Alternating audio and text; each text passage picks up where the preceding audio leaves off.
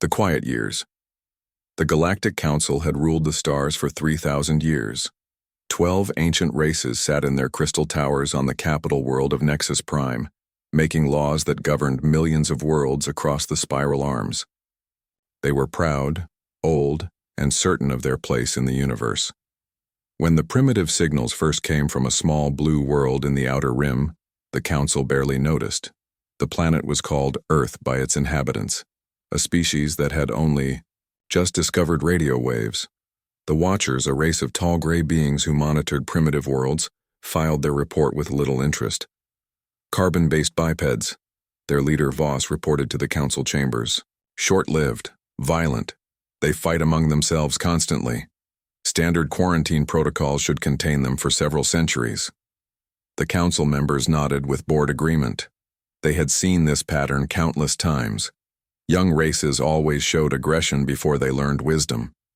The energy barriers around Earth's solar system would keep these humans trapped until they either destroyed themselves or evolved beyond their warlike nature. For 50 Earth years, this plan worked perfectly. The humans sent their crude metal ships toward their moon and nearby planets, never detecting the invisible walls that kept them caged. The barriers were old technology, reliable and strong. No species had ever broken through them. Commander Rex Torres stood on the bridge of the exploration ship Pathfinder, staring at the readings that made no sense. His crew of 30 had been testing the new fusion drive at the edge of their solar system. When the instrument started showing impossible data, "Run the scan again," he told his science officer, Dr. Kate Morgan. "Same result, Commander. There's some kind of field out there. It's blocking our path to Alpha Centauri." Rex frowned. The governments of Earth had been planning interstellar missions for decades. No one had expected to find barriers in empty space. "Can we break through it?" Dr. Morgan studied her screens. "Maybe. The field seems to respond to certain energy frequencies. If we modify our drive systems." While Rex and his team worked in secret, other human ships across the solar system were making similar discoveries.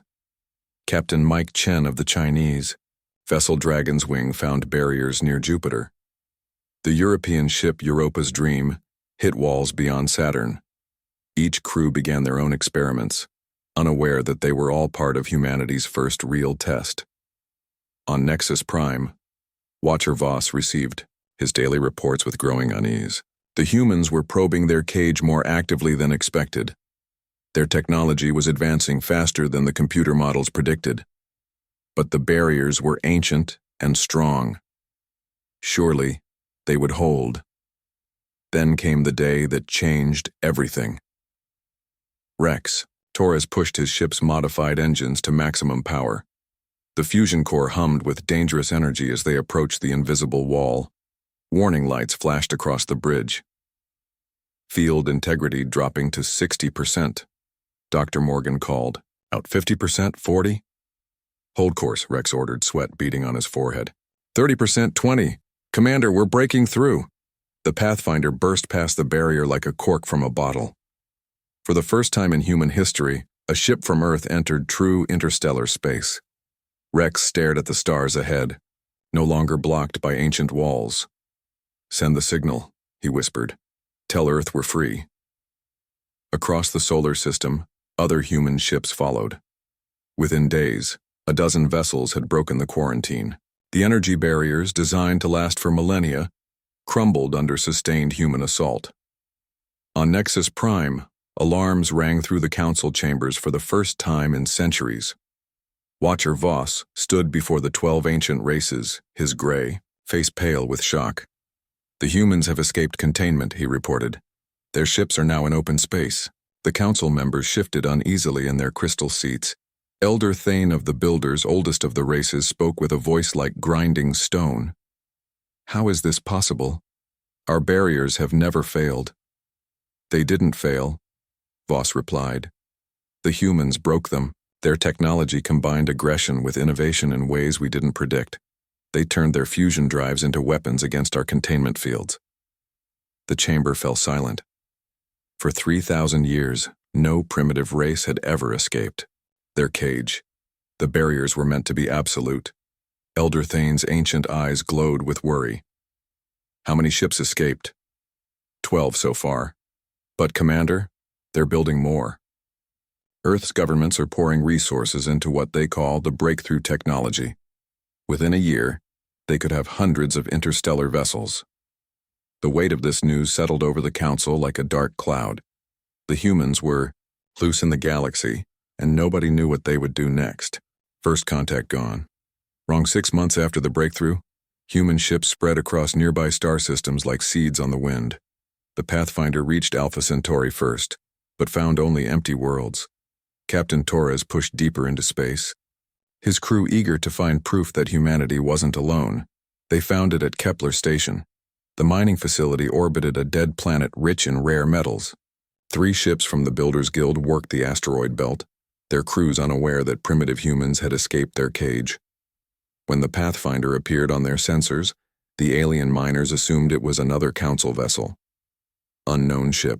Identify yourself, came the transmission in perfect English. The Builders' translation systems were among the best in the galaxy. Rex Torres felt his heart race. First contact with an alien species.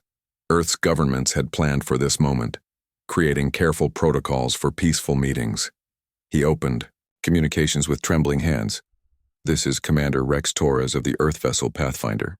We come in peace, seeking friendship among the stars. The silence stretched for long minutes. Then the alien voice returned, colder now. Earth vessel? That's impossible. Your species is under quarantine. Return to your system immediately. Rex's excitement turned to confusion, then anger. Quarantine? What gives you the right to cage us? The Galactic Council maintains order. Primitive species are contained until they prove worthy of contact. You have violated ancient law. Dr. Morgan pulled up tactical displays. The 3 alien ships were moving to surround them, weapons powering up. Commander, they're targeting us. Rex made a decision that would echo across the galaxy. Instead of retreating, he opened fire. The Pathfinder's modified fusion drive made an excellent weapon. Energy beams lanced out, crippling 2 builder ships before they could respond. The third tried to escape, but human missiles were faster. Within minutes, Kepler Station was silent except for emergency beacons. My God, Dr. Morgan whispered. We just started a war. Rex stared at the wreckage floating in space. No. We just ended a prison sentence we never agreed to serve. News of the Kepler Station incident raced through both human and alien communication networks. On Earth, the governments reacted with shock and rapid mobilization. The discovery that humanity had been deliberately caged sparked outrage across every nation. President Sarah Martinez of the American Federation addressed the world. We have learned that alien forces have kept our species trapped for decades. This act of aggression against human freedom cannot stand. We are mobilizing our fleets for immediate expansion and defense. Similar declarations came from every major power. Chinese Admiral Liu Wei announced the launch of 50 new ships, but the European Union began mass production of the breakthrough drive. Even smaller nations pooled resources to build their own interstellar vessels. On Nexus Prime, the Council watched human preparations with growing alarm. Elder Thane called an emergency session. The humans are building a war fleet, reported Watcher Voss. Intelligence suggests over 200 ships will be operational within the year. Council member Zara of the Shapers, her blue skin shimmering with concern, spoke carefully. Perhaps we should attempt diplomacy. Explain our reasons for the quarantine. They destroyed Kepler Station without provocation, growled Commander Torx of the Warrior Caste. These humans are as violent as our early report suggested. We must crush them before they spread further. Elder Thane raised his ancient hand for silence. The Builders Guild demands justice for their murdered crews, but military action against Earth might unite the humans further. What do our strategists recommend? Military advisor Kess stepped forward, his forearms gesturing at holographic displays. Our fleets are spread across 12 sectors maintaining peace. The humans are concentrated and highly motivated. A direct assault on Earth would require pulling forces from critical locations. Then we use the Watchers, Elder Thane decided. Send infiltrator teams to sabotage their ship construction. Slow their expansion while we prepare proper military response. But human paranoia, bred from centuries of warfare among themselves, proved stronger than alien infiltration. Security around the shipyards was intense. The few Watcher agents who managed to reach Earth were quickly detected and captured. Captain Torres, now promoted to admiral after his victory at Kepler Station, interrogated the first captured alien personally. The gray-skinned Watcher, calling himself Nex, revealed more than he intended under human questioning techniques. "Your council has ruled the galaxy for 3,000 years, Torres said, studying intelligence reports. 12 ancient races controlling millions of worlds. Tell me, how did you become so powerful?" Nex remained silent, but his ship's computers told the story. The Galactic Council hadn't conquered the galaxy through superior technology or wisdom. They had simply been first. When younger races developed space travel, the Council contained them, preventing competition for resources and territory. Torres smiled grimly. The aliens weren't gods or superior beings. They were just older, more established, and used to being unchallenged. That was about to change. The human wave Admiral Torres stood in the command center of Luna Base, watching holographic displays show the largest fleet in human history. 237 ships floated in formation around Earth's moon, their crews eager for action. The breakthrough drive technology had spread across every human vessel, turning exploration ships into weapons of war. "Fleet status report," he ordered his aide, Commander Lisa Park. "All vessels ready, Admiral. Fusion cores at full capacity. The New York, Beijing, and London battle groups are prepared for deep space operations." Torres nodded, studying tactical data from captured alien technology. 3 months of interrogating Watcher prisoners had revealed the locations of Council military bases, trade routes, and communication hubs. Humanity's first interstellar war would not be fought blindly. Signal the fleet. Operation Breakout begins now. Across space, human ships engaged their drives and vanished into the dark between stars. Their targets were carefully chosen: isolated Council outposts, lightly defended mining operations, and communication relays far from major alien populations.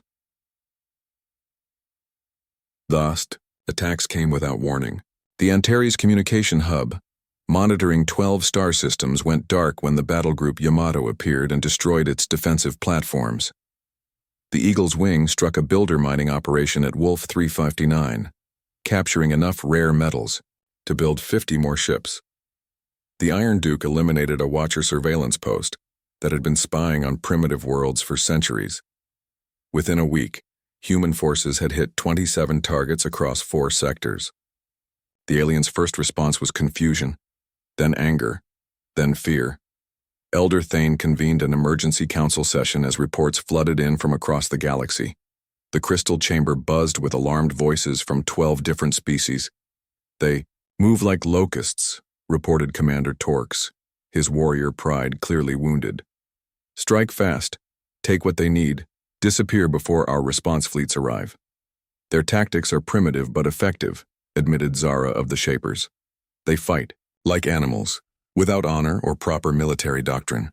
Watcher Voss, his gray face grim, projected human fleet movements on the chamber's main display.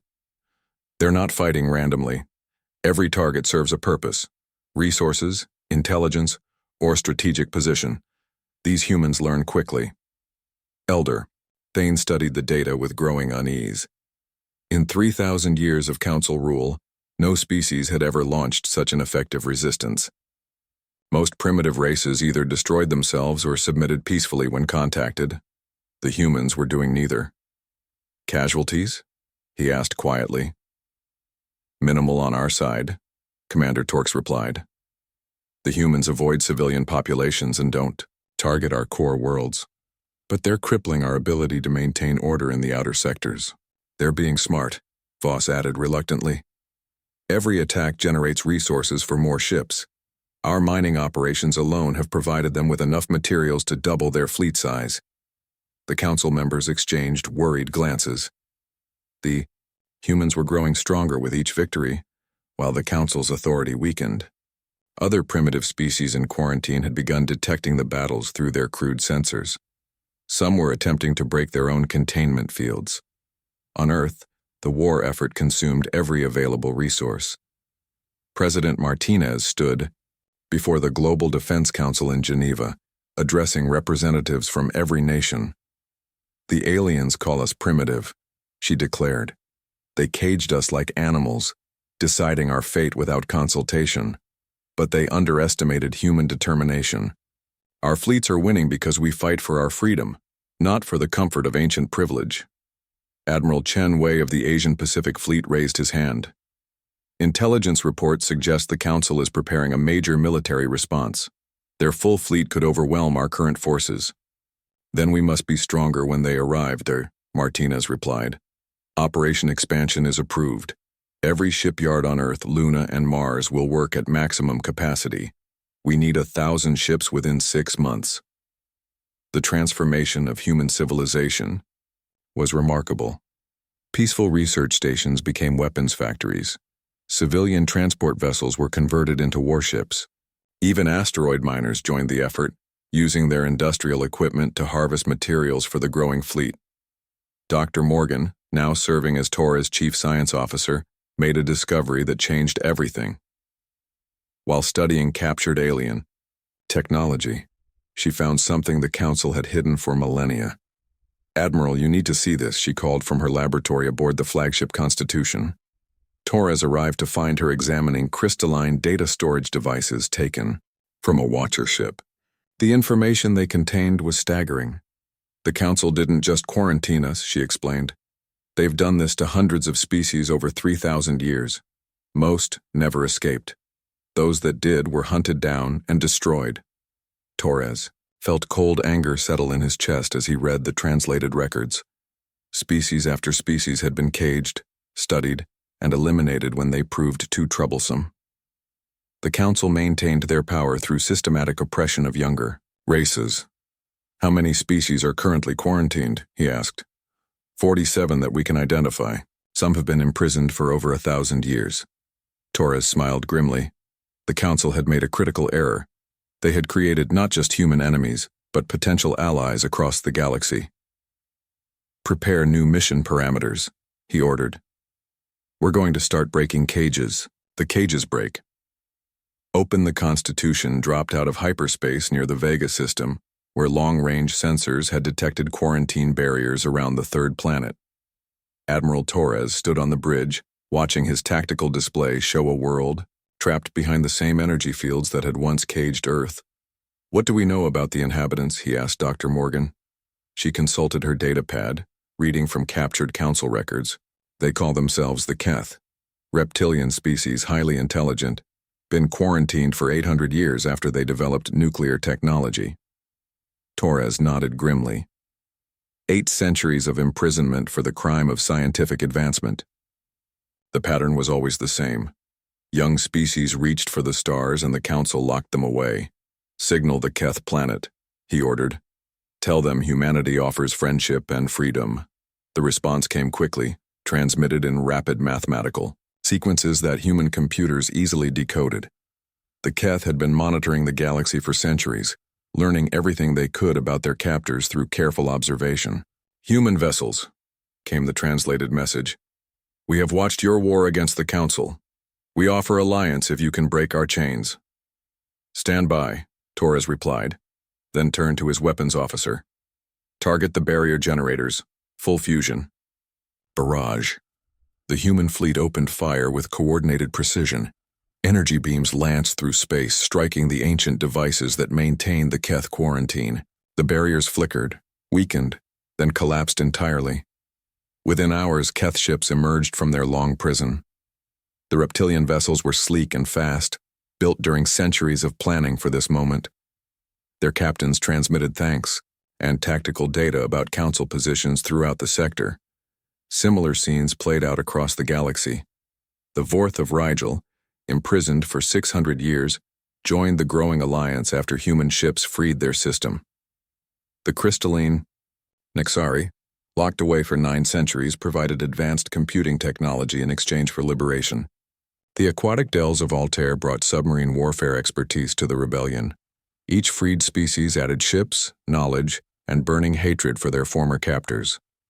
What had begun as humanity's war for freedom became a galactic uprising against 3 millennia of oppression.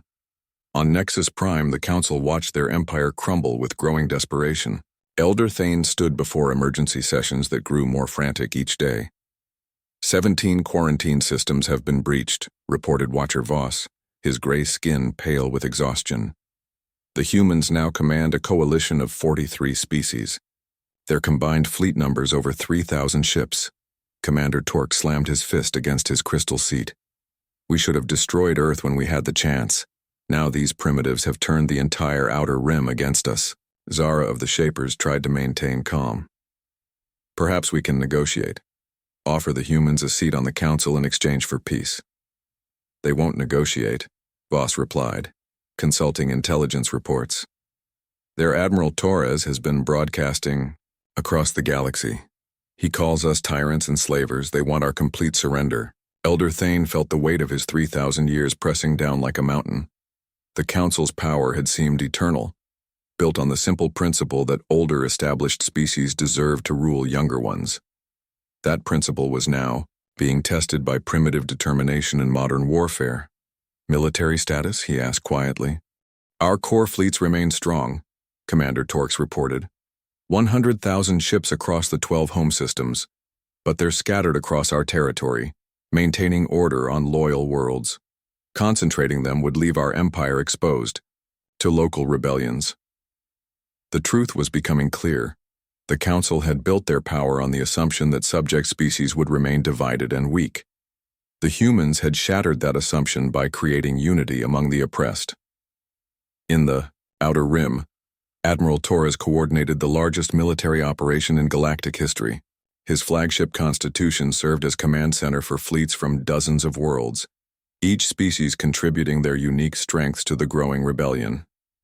Status report from all sectors, he ordered during the daily command meeting. Keth. Fast attack squadrons have secured the Vega trade route, reported Captain Stone of the Liberty. The Vorth heavy cruisers are moving on Council mining operations in the Perseus Arm.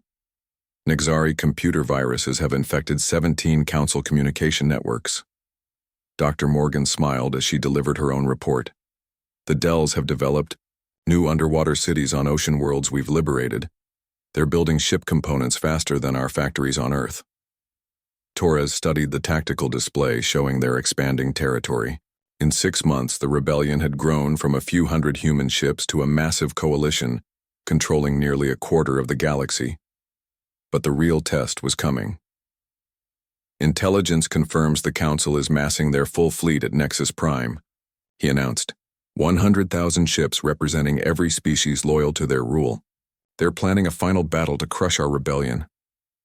The room fell silent as the magnitude of the coming conflict settled over them. Humanity had started this war with barely 200 ships. Now they commanded thousands, but facing the Council's full military might would be the ultimate test. Torres looked around at officers from a dozen different worlds, united by their shared desire for freedom. Then we'll give them the war they want. The fall of tyrants. The Nexus Prime system blazed with the light of 100,000 Council warships. Elder Thane stood in the command center of the massive dreadnought Eternal Order, watching displays show the greatest military force ever assembled. Ships from 12 ancient species filled space around the capital world, their weapons charged and ready. The rebellion fleet approaches, reported Commander Torques, his warrior's instincts finally satisfied. Long-range sensors detect 4,000 enemy vessels. They're outnumbered 25-1. Elder Thane nodded slowly. After months of watching the Council's empire crumble, he finally had the chance to end this primitive uprising with overwhelming force. The younger species would learn why the ancient races had ruled for 3 millennia. Signal the rebel fleet, he ordered. Offer them one final chance to surrender. 3 light hours away, Admiral Torres received the Council's message. Aboard the Constitution. Around him, the largest liberation fleet in galactic history prepared for battle. Human ships flew alongside Keth fast attack craft, Vorth heavy cruisers, Nexari electronic warfare vessels, and dozens of other species freed from their quarantine cages. The Council offers us surrender, Torres announced to his bridge crew. They promise merciful treatment if we return to our assigned systems and accept their rule. Captain Park, now his second in command, studied the tactical displays. Admiral, they have us outnumbered badly. Maybe we should consider— Never, Torres cut her off. We didn't come this far to kneel before tyrants. He opened fleet communications, his voice carrying to thousands of ships from 43 different worlds. This is Admiral Torres to all liberation forces. The Council offers us chains disguised as mercy. They want us to forget our friends still trapped in quarantine. They want us to accept that some species deserve freedom while others deserve cages. His words were translated instantly into dozens of languages, reaching crews who had fought for this moment across months of warfare. Today we fight not just for ourselves, but for every species they've oppressed, for every world they've caged, for every dream they've crushed. We are outnumbered, but we fight for something they can never understand: the right to be free. The Liberation Fleet advanced, their ships spreading into complex formations developed during months of joint training. Human tactical doctrine merged, with Keth speed, Vorth firepower, and Nexari electronic warfare capabilities. The battle began with the Council's traditional show of overwhelming force. Massive energy beams lanced across space as ancient dreadnoughts opened fire. The rebellion's front line staggered under the assault, ships exploding in brilliant flashes. But the younger species had learned from their prison years. They didn't fight like the Council expected. Keth squadrons darted between enemy formations, too fast for the ponderous Council ships to track. Vorth heavy cruisers absorbed punishment that would destroy lesser vessels, their thick armor glowing red-hot but holding. Nexari computer viruses infiltrated enemy targeting systems, causing Council ships to fire on each other. And through it all, human ships pressed forward with desperate courage, their crews knowing this battle would decide the fate of the galaxy. Council center line is weakening, reported Dr. Morgan from her sensor station. Their command ships are falling back. Torres saw the opening and seized it. All ships full assault on the Council flagship break their leadership. The Constitution led a spearhead of liberation vessels straight toward the massive Eternal Order. Council defense. Fleets tried to block them, but the combined tactics of 43 species proved too much for their ancient strategies. Elder Thane watched in growing horror as his perfect formation collapsed. The primitive species fought with a coordination his people had never achieved. They sacrificed themselves for each other, something the Council races had forgotten how to do. "Sir, we're losing ship cohesion," Commander Torx reported, his warrior's pride finally broken. "The enemy is inside our defensive perimeter." "How is this possible?" Thane demanded. "We have superior numbers, superior technology." "They have something we don't," Watcher Voss interrupted, his gray face filled with sudden understanding. "They remember what it means to fight for freedom instead of privilege." The Constitution emerged from the battle smoke, weapons blazing. Torres watched the Council flagship grow larger on his screens, its ancient hull scarred by centuries of ruling the galaxy. "All weapons, target their command center," he ordered. Human fusion beams, supported by allied fire from a dozen species, struck the Eternal Order with coordinated precision. The massive ship's shields collapsed, its hull cracked, and its command systems failed. Elder Thane felt his ship dying around him. 3,000 years of Council rule were ending in fire and chaos. He opened communications one final time. "You don't understand what you've done," he transmitted to the Liberation Fleet. "Without the Council's order, the galaxy will fall into chaos. Younger species need guidance." "No," Torres replied simply. "They need freedom." The Eternal Order exploded in a flash of light visible across the system. With their leadership destroyed, the remaining Council ships began to surrender or flee. The age of the Galactic Council was over. The age of free species had begun, and humanity, once caged, like animals, had slipped through the galaxy's grip to become its liberators.